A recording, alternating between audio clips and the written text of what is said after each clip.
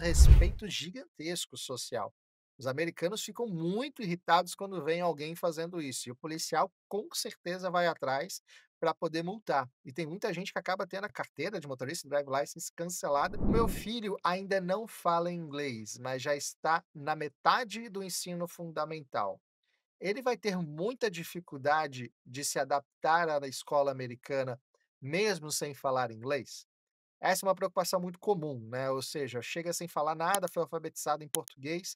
Como que é essa adaptação aqui nos Estados Unidos? Como que a gente pode responder essa pergunta? Não existe qualquer problema ou limitação com relação a esse ponto, porque o sistema americano, há décadas, está recebendo imigrantes cuja língua natal não é o inglês, particularmente com muita incidência na parte de espanhol, costa oeste ou também na costa leste, muitos imigrantes da fala espanhola. Então, existe um programa em praticamente todas as escolas do sistema K-12, que é o ESL ou ESOL, quer dizer, English as a Second Language, onde o inglês não é a língua original do aluno. Eu posso testemunhar no meu caso. O meu filho mais velho, quando chegou, nós mudamos para os Estados Unidos, ele estava no kindergarten. Eu fui para uma cidade pequena na época, não existia um programa, eu estou falando isso há muito tempo atrás, né? Que hoje é muito mais abundante, que é a preocupação que a escola pública americana tem com ensinar o inglês para quem não tem inglês nativo. Eu me lembro que o meu filho, no início, teve um problema de aprendizado, mas como toda criança, em 2 ou 3 meses, sem qualquer ensino específico, absorveu e começou a ficar fluente. E, obviamente, hoje não tem o menor problema. Mas eu quero dizer que hoje, muito mais do que no meu tempo, Davi, esse problema não é o impeditivo para que você possa mudar. Existe realmente uma estrutura preparada para receber os imigrantes que não têm a fluência do inglês. Existe também uma compreensão de quem imigra que vai entender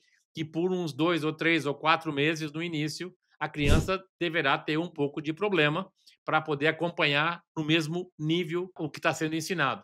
Mas eu posso afirmar para todos que isso é passageiro, porque as crianças aprendem muito rápido. E ainda mais agora, nos tempos de hoje, 2 ou 3 ou 4 décadas depois que o meu filho foi a primeira vez, quando eu fui para lá. Existe muito mais estrutura para receber os imigrantes em qualquer escola pública americana. Não, isso é verdade. As crianças aprendem e se adaptam com uma velocidade gigantesca, e não demora muito para elas mesmas já estarem corrigindo o seu inglês dentro de casa. Quando você fala alguma coisa: "Não, papai, não é assim que fala, o jeito certo de falar é assim que eu aprendi na escola".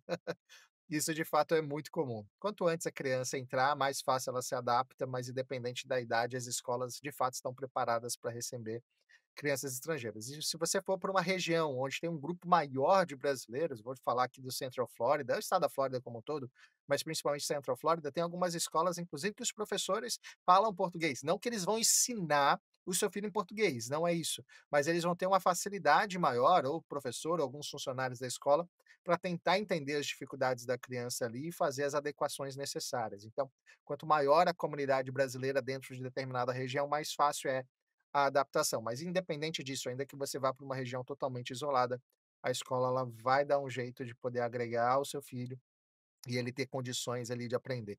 Então isso você não vai ter dificuldade, podem ficar tranquilos em relação a esse ponto. Segundo ponto, que também é uma preocupação de muita gente, não seria diferente, né? A preocupação principalmente com crianças que possuem algum tipo de deficiência ou algum tipo de situação de necessidade especial. Inclusive, a pergunta é a seguinte: eu tenho um filho autista e tenho muita dificuldade de achar uma educação adequada aqui no Brasil para ele. Aí nos Estados Unidos é diferente? As escolas públicas têm uma estrutura, inclusive para crianças autistas? Não só crianças autistas, Davi, como outros tipos de deficiências, inclusive físicas. Eu posso contribuir com a minha própria experiência, porque eu tive um filho que infelizmente faleceu, mas quando eu mudei para os Estados Unidos, o meu querido Antônio, meu filho nasceu com espinha bífida, que era uma limitação da movimentação dos membros inferiores e etc. Ele não só teve uma adequação para o transporte que ia buscá-lo em casa, para poder acomodar com a cadeira de rodas, como também na classe, na mesma escola pública, tinha um grupo especial que cuidava das crianças com algum tipo de necessidade especial. Obviamente, pode existir em algum condado que talvez não tenha essa escola preparada para esse tipo da necessidade, mas certamente o Estado vai indicar qual é a mais próxima e os caminhos para que isso seja atingível. Então, existe realmente todo um programa de atendimento público gratuito para crianças que tenham alguma forma de deficiência. É claro que deve existir um parâmetro da gravidade, existe talvez alguma limitação do que o próprio sistema possa suportar. Mas, em via de regra, aquilo que for dentro de uma limitação, dentro de um parâmetro aceitável, vai estar incluído no acesso público gratuito da educação. Arsênio, você lembrou muito bem dos famosos amarelinhos, os ônibus escolares que são tão comuns a gente ver na cultura americana, em filmes e séries, e na nossa realidade aqui no dia a dia, né? A gente tem que lembrar que o transporte para a escola também é público, desde ali do elementary school, desde o comecinho até o high school. É a forma tradicional das crianças irem para a escola, é no famoso ônibus escolar. E aqui vai uma dica. Para quem ainda não sabe como funciona, se você estiver dirigindo, passar do lado de um ônibus escolar, presta muita atenção para ver se as luzes não estão piscando e se a plaquinha de pare do lado está acionada.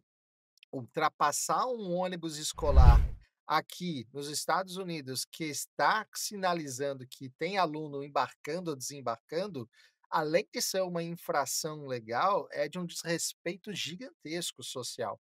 Os americanos ficam muito irritados quando vem alguém fazendo isso, e o policial com certeza vai atrás para poder multar. E tem muita gente que acaba tendo a carteira de motorista, drive license, cancelada justamente por ultrapassar um ônibus escolar. Então, isso aqui é muito sério, é segurança das crianças, que ou estão embarcando ou desembarcando do ônibus. Então, se você está aqui, ainda que como turista, está passando em algum lugar, viu um ônibus escolar, presta bastante atenção. Se as luzes estão acesas e se a plaquinha lateral de pare está acionada, pare. Se você estiver atrás dele, pare, não ultrapasse esse ônibus. Isso vale para os 2 lados da via, tá. Para vias de mão dupla, se você estiver vindo na outra direção, você também é obrigado a parar. Se não parar e tiver um policial por perto, com certeza ele vai atrás de você e ele vai te multar. Bem lembrado os ônibus amarelinhos que são famosos aqui nos Estados Unidos. Seus meninos usaram deles? Porque tem muito brasileiro que tem medo: "Não, não vou deixar meu filho ir no ônibus", faz questão de levar a criança na escola. Sempre utilizaram, Davi, inclusive reenfatizando aí que o meu filho que tinha necessidade especial usava inclusive um outro tipo de amarelinho, que é interessante. E só para completar também com relação à parte de movimentação dos estudantes, você vai notar também que existe muitos pais que preferem levar as crianças na escola.